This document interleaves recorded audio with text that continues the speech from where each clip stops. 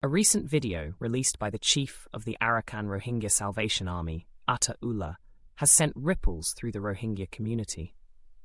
The message contains no condemnation of the Myanmar military and instead focuses its wrath on the Arakan army and takes a chilling turn with a direct address to Rohingya who have allied themselves with Arakan army forces. The ARSA chief's message is unequivocal in its condemnation, declaring that any Rohingya fighting alongside the Arakan army has abandoned Islam and crossed a moral boundary. His statement, both incendiary and exclusionary, lays down the consequences for those who don't repent. This is what he says in the video. To the Rohingya who are fighting in the Arakan army, you have turned away from Islam, and you are no longer among Muslims. You still have time to repent to Allah and return to Islam. You claim that you are helpless and that you were forced to join the Arakan army. But by fighting against us and oppressing other Rohingya by raiding their villages, you have crossed a line. We will treat you the same way we treat the Arakan army. You have seen what we did recently in Butidang, and you are well aware of the consequences. So leave the Arakan army now. To the rest of the Rohingya community, do not bury those who are killed while fighting against us with the Arakan army in a Muslim graveyard. Instead, bury them in Sithakala, the non-Muslim graveyard. According to Hadith and Quran, they are considered non-believers, and their burial should reflect that. These words are grimly reminiscent of a story Shafiur Rahman reported for the Dhaka Tribune some time ago. Then, it was Koko Lin of the Rohingya Solidarity Organization, RSO, issuing a similar command against ARSA members.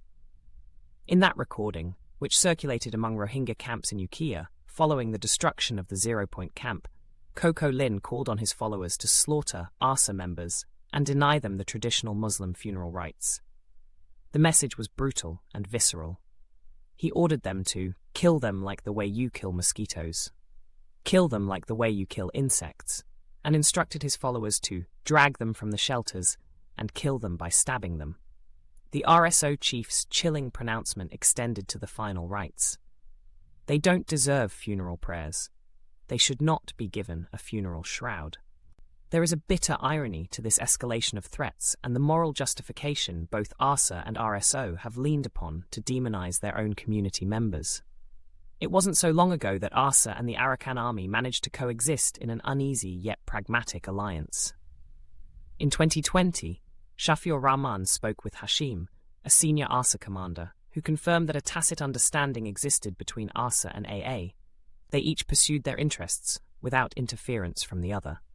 However, regional politics have drastically shifted these dynamics.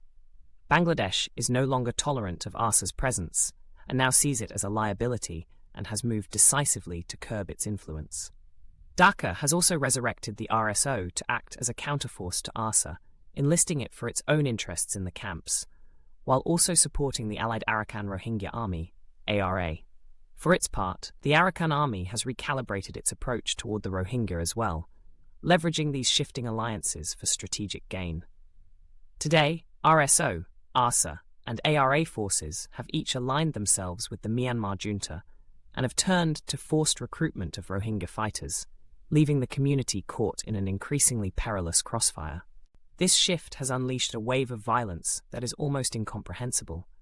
See a recent Amnesty report for a flavor of what is going on. The link will be below the video. Villages have been reduced to ashes and entire communities displaced. Forced recruitment is just the beginning of this ruthless cycle. Killings, massacres, and brutal raids have left the Rohingya caught between warring factions, often with nowhere to turn and no allies to seek solace from. For the Rohingya, this cycle of violence signifies more than the loss of homes or lives. It represents a loss of community, faith, and humanity. The ARSA chief's message illustrates how deeply fractured the Rohingya resistance has become.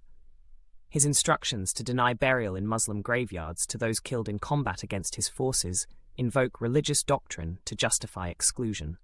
The invocation of Islam here is strategic, a means of legitimizing acts that would otherwise be unthinkable within the Rohingya community. But it also sends a chilling reminder.